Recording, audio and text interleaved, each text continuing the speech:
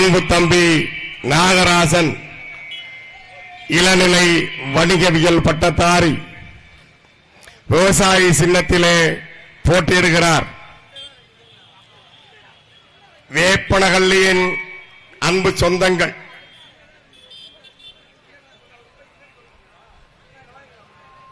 விவசாயி சின்னத்திலே நாகராஜன் அவர்களுக்கு வாக்கு செலுத்தி இந்த தொகுதியிலே நீண்ட நெடுங்காலமாக நிலவி வருகின்ற அத்தனை சிக்கல்களுக்கும் தீர்வு காணுகின்ற வாய்ப்பாக இந்த தேர்தலை பயன்படுத்திக் கொள்ள வேண்டுமாய் கேட்டுக்கொள்கிறோம்.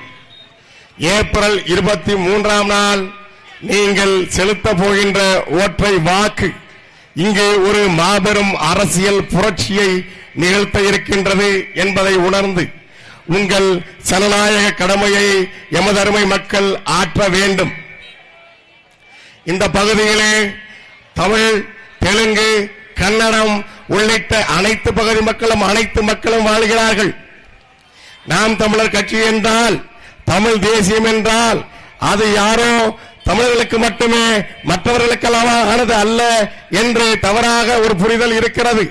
எனது அன்பு உறவுகளே, உலகம் தழுவி வாழ்ந்த தமிழினம், உலகம் தழுவி நேசித்த தமிழினம், யாவும் ஊரே யாவரும் கேளீர் என்று 3000 ஆண்டுகளுக்கு முன்பே உலகுக்கு பேசிய, உலகுக்கு எடுத்துச் சொன்ன ஒரு ஒப்பற்ற பேரினத்தின் பிள்ளைகள். நாம் தமிழர் கட்சியின் அரசியல் என்பது அனைத்து உயிர்களுக்குமான அரசியல்.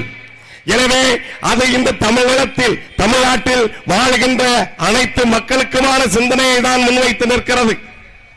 இந்த தமிழ்நாட்டிலே இருக்கின்ற 234 தொகுதிகளிலும் பாருங்கள், நாங்கள் யாருக்கெல்லாம் வாய்ப்பு கொடுத்திருக்கிறோம்.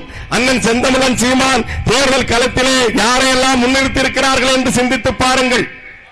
இதுவரைக்கும் இந்த தமிழ்நாட்டை ஆண்டு வருகின்ற அண்ணா திராவிட முன்னேற்ற கழகமோ திராவிட முன்னேற்ற கழகமோ செய்வதற்கு சிந்தித்தே இராத, முன்வராத, அந்த எண்ணத்திலே கூட உதித்திராத மாபெரும் சிந்தனையோடு வேட்பாளர்களை உங்களுக்காக அண்ணன் செந்தமிழன் சீமான் அவர்கள் தந்திருக்கிறார்கள்.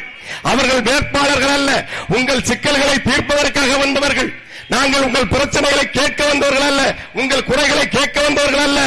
ஆட்சி அதிகாரத்திலே அமர்ந்தவுடனே உங்களின் அத்தனை பிரச்சனைகளையும் தீர்ப்பதற்கான கனவோடு வந்திருக்கிறோம். நீண்ட நெடுங்காலமாக இந்த பகுதியிலே ஆந்திரா, கர்நாடகா, தமிழ்நாடு என்று 3 எல்லைகளும் சேர்ந்த இந்த வேப்பனப்பள்ளி எப்படி வளர்ச்சியை பெற்றிருக்கிறது? நீங்கள் தேர்ந்தெடுத்தவர்கள் உங்களுக்கு என்ன வளர்ச்சியை கொடுத்திருக்கிறார்கள்? சென்னையிலே கிடைக்கின்ற ஏதேனும் ஒரு வசதி, ஒரு சிறந்த கல்வி, உயர்தரமான கல்வி, சரியான சமமான தரமான கல்வி வேப்பன பள்ளியிலே இருப்பவர்களுக்கு கிடைக்க வேண்டுமா, கிடைக்க வேண்டாமா? ஏன் கிடைப்பதில்லை? நீங்கள் மருத்துவத்திற்காக எங்கே செல்ல வேண்டியிருக்கிறது? தர்மபுரிக்கோ, கிருஷ்ணகிரிக்கோ, அதற்கு மேலாக பெங்களூருக்கோ செல்ல வேண்டிய நிலையிலேயே உங்களை வைத்திருக்கிறார்களே. ஏன் அந்த உயர்தர மருத்துவம் என் மக்களுக்கு வேப்பனஹள்ளியிலேயே கிடைக்க வேண்டும், வேப்பன பள்ளியிலேயே கிடைக்க வேண்டும் என்று ஏன் இந்த ஆட்சியாளர்கள் சிந்திப்பதில்லை? இதுவரைக்கும் சிந்திக்கவில்லை, இனிமேலும் சிந்திப்பார்களா? வாய்ப்பே இல்லை. அவர்கள் தங்களுடைய தலைமுறையை காக்க வந்தவர்கள். நாங்கள் எம்முடைய மக்களின் தலைமுறையை, நாளைய தலைமுறையை சிந்தித்து இந்த தேர்தல் களத்திலே நிற்கிறோம். அனைவருக்கும் சரியான சமமான தரமான கல்வி, அனைவருக்கும் சரியான சமமான மருத்துவம், அனைவருக்கும் தூய குடிநீர், அனைத்து உயிர்களுக்கும் தேவையான தண்ணீர், உயிர் தேவையான தண்ணீர் அனைத்தையும் தர வேண்டியது அரசின் கடமை, ஆட்சியாளரின் கடமை. இதுவரைக்கும் அவர்கள் அதை செய்யவே இல்லை.